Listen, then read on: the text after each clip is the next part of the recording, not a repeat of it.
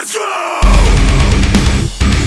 Miami is far and away the greatest food city in Florida, so it should come as no surprise that we ate a lot of good food. So let's wrap things up and I'll give you my thoughts on everything we had to eat. We got into Miami, the traffic was brutal, the parking was brutal, so we just wanted to get something nice and easy once we settled in, so we used Uber Eats and we got some Japanito sushi burritos. Now this is our first exposure to sushi burritos and why they aren't the typical kind with the seaweed paper. I still enjoyed it. It served its purpose and satiated us for the time being. I give this one a 7 out of 10. That night we went to dinner at Yardbird, and Yardbird has a great reputation, and deservedly so. It's just some really good Southern comfort food. I got the fried chicken waffles with watermelon. There was some hot honey and some bourbon maple syrup. It was great. And for dessert, I figured I'd keep it Southern too, so I went with fried Oreos. These were good, nothing great. If you've had fried Oreos once, you've had them pretty much 100 times. I give this one a 7 out of 10. One of the coolest things about getting bigger on social media is making new friends, and one of my favorite new friends is Margot from Emdo, because not only is she super talented, but she's very generous, and she dropped off these cookie bars for us, and they were life-changing. There's 3 types of cookie dough. They're just soft, chewy, decadent. You'll hurt yourself on these. I know it's not fair because it's not really a restaurant, but these get a 10 out of 10 for me. This is where things are going to get a little controversial. So I went to the Salty Doughnut, and I don't think there's any food place in Miami that gets more hype than the Salty Doughnut. Now, their donuts look great. There's no denying that. But I have to say that I was fairly unimpressed. Most of the donuts ranged from either just good to forgettable, and that to me was a surprise given how much hype they get on social media. I was expecting to be blown away, and to be perfectly honest, I'm not trying to sound like a hard ass here or a snob, but it probably doesn't crack my top 10 donut spots all time. I give the Salty Doughnut a 7 out of 10. And this is where people are going to get butthurt. We went to Mojo Donuts, and the biggest criticism I had heard going in was that it's essentially the same donut with different toppings. Now, normally that's a red flag for me, but I went in with an open mind, and I was very happy that I did, because yes, it's almost all the same donut. There's a cake donut here and there, but it's all yeast donuts with different toppings. But when you do something well, you can't argue with that, and they do it well. I loved these donuts. I was just blown away by how much I enjoyed almost every single flavor, especially their creme brulee and their salty and sweet donut. I think it had Reese's peanut butter cups and potato sticks on it. It was just, it just really surprised me, and I was very happy that we were able to hit them on the way out. I give Mojo Donuts an 8 out of 10, and yes, I think they're better than the Salty Doughnut. With that said, dry up your tears, Salty Doughnut fans, because I have some good news. This is the pecan sticky bun donut from the Salty Doughnut, and not only was it the best donut I had all weekend, it was the best thing I had to eat, period. It really is too bad that it's a limited time offering, because it is amazing. Easily a 10 out of 10. Well, you know that old saying, you win some, you lose some? Sometimes you gamble and it just does not pay off. Kelsey went out to get some coffee, went to a place called Dirt, which specializes in vegan, gluten-free, typical hippie bullshit, and got some cookies. Now, the oatmeal raisin cookie I was really impressed with, but everything else was not very good, especially that brownie. It was just terrible. I've had great vegan baked goods before, and these are not a good example of that. So, good oatmeal cookie aside, these baked goods from Dirt get a 5 out of 10. Next, we went to Kush in Wynwood. Even though the neighborhood it's in is shady as hell, the food was bomb. This is the Frita burger. It's got Gruyere cheese, guava jelly, bacon, and potato sticks on it, and it was awesome. This was the best burger I had all weekend, and I give it a 9 out of 10.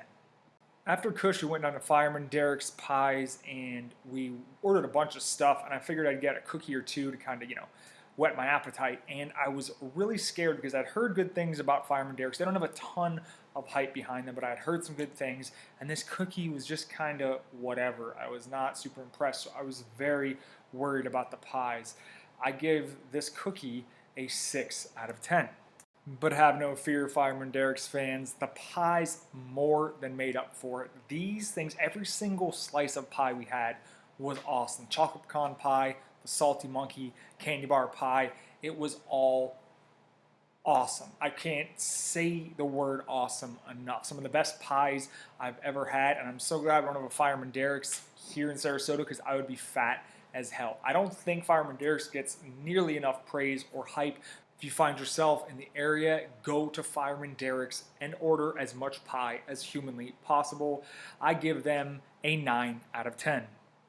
For dinner that night, we went to Big Pink. Big Pink's a diner, and it's pretty much unanimously loved, and it's totally deserved. I went in, I was kind of iffy. The atmosphere is like your typical greasy spoon diner type spot. I didn't think the food would be that good, but lo and behold, I was wrong. Everything we ordered, from Kelsey's dinner to Cam's chicken fingers to this burger, which was covered in macaroni and cheese and barbecue potato chips, was great. The serving sizes are huge, the prices are fair, and the menu has so many friggin' items. No matter what you're craving, burgers, pizza, breakfast, dessert, it's on the menu. I love this burger, and despite the fact that it was covered in macaroni and cheese, it didn't bust my guts as much as I thought it would. I give it an 8 out of 10. And then I ordered dessert. Remember when I said the portion sizes were big? That's a mini cupcake on top of my slice of carrot cake. And a lot of times you see desserts this big, it's all flash, no substance. But trust me, the frosting, the cake, it's all great. I give this slice of cake, if you want to call it that, it's bigger than some cakes, a 9 out of 10. Always loved Shake Shack for an easy lunch, and it was nice and convenient. It was in walking distance, our food was ready in a timely manner, and of course we got ourselves some Chicken Shacks. The Chicken Shack actually is my second favorite fast food chicken sandwich, second only to Bojangles Chicken Biscuit. I give this sandwich a 9 out of 10. And you guys know if I'm at Shake Shack, I gotta get some custard. This is the Shark Attack Concrete. It was chocolate custard, there's peanut butter sauce, chocolate sprinkles, chocolate pearls, all kinds of stuff, chocolate cookie dough. And despite the sound of it, it was good but not great. I really expected it to be a little bit better. Not one of my favorite concretes I've ever had from Shake Shack, but it hit the spot. 8 out of 10.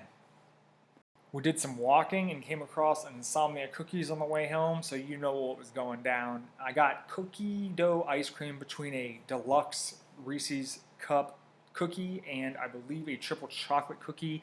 This was awesome, and my first experience with Insomnia cookies, believe it or not. I give this sandwich an 8 out of 10. I saw some people talking trash about Insomnia cookies, saying they weren't that good or they were overrated, but look, I'm not a jabroni. I've had some of the best cookies America has to offer.